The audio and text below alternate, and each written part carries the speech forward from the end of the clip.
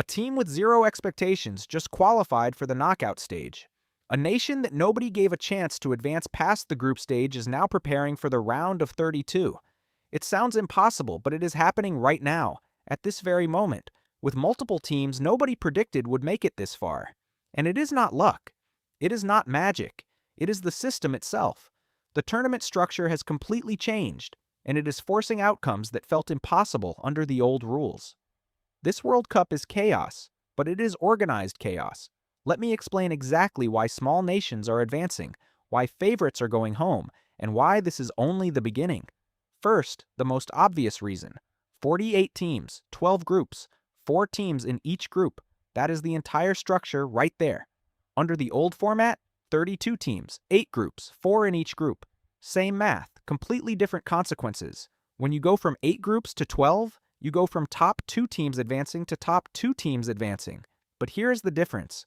In a 12-group format, the 8 best third-place teams also qualify. 8 extra spots for teams that did not win their group. In the old format, the third-place team went home. Done. Eliminated. Finished. Your tournament was over. You finished third in your group of 4, and you were out. Now, finishing third might still get you through. This changes everything. This fundamentally shifts how teams approach every single match. Second reason, the groups themselves are weaker. Spread 48 teams across 12 groups instead of 8. And you get something unexpected. Some groups become absolute slaughters. A major power, a secondary team, and 2 nations that should not be there at all. But other groups become wide open. No clear favorite, no obvious path forward. In the old 8-group format, most groups had a hierarchy. You could see it coming. One team was clearly better, one was second, and the bottom 2 were fighting for nothing.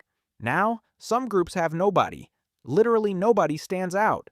The group stage produces upsets. The new format produces them faster, more frequently, and with lower stakes for survival. You lose your first match? You might still advance if the rest of the group is equally lost.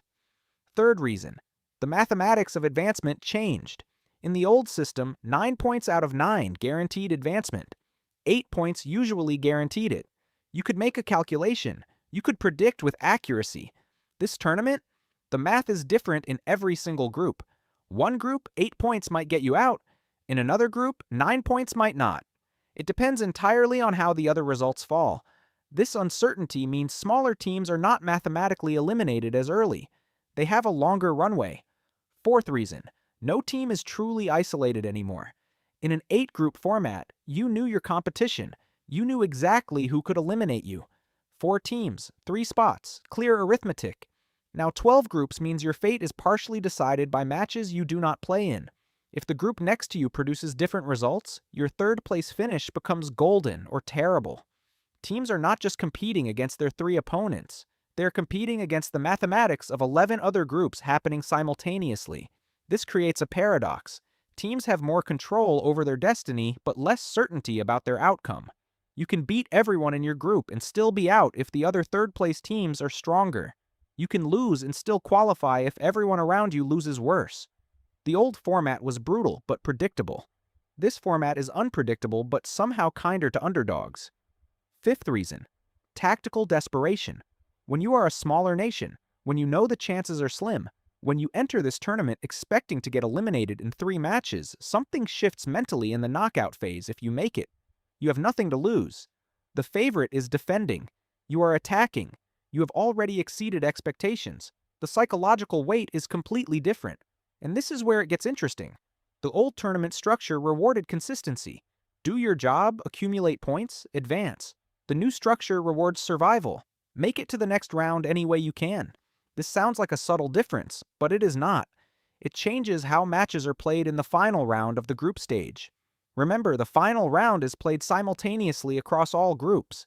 No team knows what is happening in other stadiums. No team can see results and adjust strategy based on what other groups are doing. This means a team sitting in third place cannot know if they need to win, draw, or lose to advance. They have to play to win. They have to be aggressive. The small nations get to be aggressive. Previously, some third-place teams might have played defensively, hoping other results went their way. Now they have to play for a result without knowing if that result is enough. This forces different football. This creates different heroes. This produces stories that could not happen in the old format. The old tournament made sure the best teams advanced. It was safe. It was predictable. Certain nations had certain expectations. The best teams went far. Upsets happened, but not like this. Not systematically. Not built into the structure itself. This tournament built the upsets in. 48 teams, 12 groups, 8 of you are advancing from third place. And that changed everything. Someone is going to the knockout stage who should not be there. Multiple someones, actually. And it is not because they played better than expected. It is because the structure allows it. It demands it. The old format is gone. The system has shifted.